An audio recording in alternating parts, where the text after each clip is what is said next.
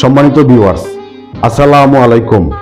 আজ আমি কথা বলছি বীর মুক্তিযোদ্ধা অ্যাডভোকেট সর্দার সাখাওয়াত হোসেন বকুলকে নিয়ে।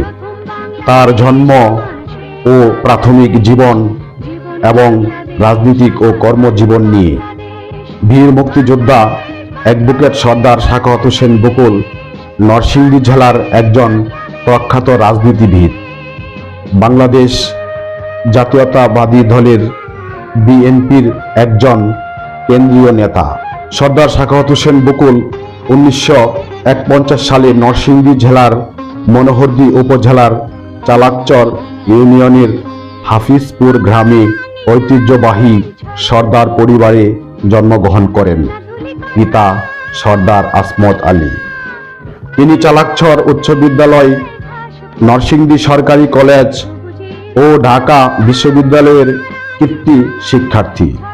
সর্দার সাখাওয়াত হোসেন বকুল প্রথমে ছাত্র ইউনিয়ন ও পরবর্তী সময়ে বিএনপি সরকারের গুরুত্বপূর্ণ পদে দায়িত্ব পালন করেছিলেন।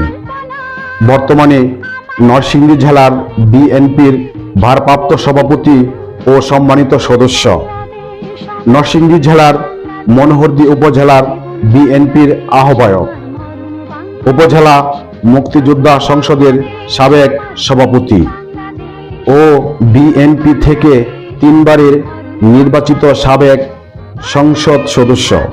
তিনি ঢাকা বিশ্ববিদ্যালয়ে ছাত্র থাকাকালীন অবস্থায় মুক্তিযুদ্ধে সক্রিয় অংশগ্রহণ করেন। তিনি নরসিংদী 4 আসন থেকে 1991 সালে 5ম, ফেব্রুয়ারি 1996 সালে 6ষ্ঠ ও 2001 সালে 8ম জাতীয় সংসদ নির্বাচনে নির্বাচিত সংসদ সদস্য। তিনি মনোহরদী ভেলাবরের মানুষের নয়নমণি।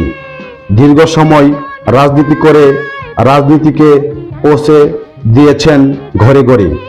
তিনি মনোহরদী ভেলাবরের প্রথম মানুষের কাছে গিয়ে ভোট চাওয়ার লেওয়াজ চালু করেন।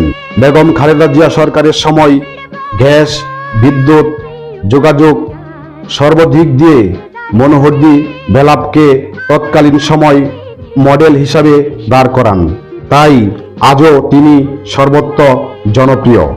মনোহরদী পৌরসভা ও ভেলাব উপজেলা গ্যাস প্ল্যান্ট সবই তার উন্নয়নের ফসল। বাংলা টিভি, পলাশ হাসান বাঙালি, নরসিংদী, ভেলাবো। আল্লাহ হাফেজ।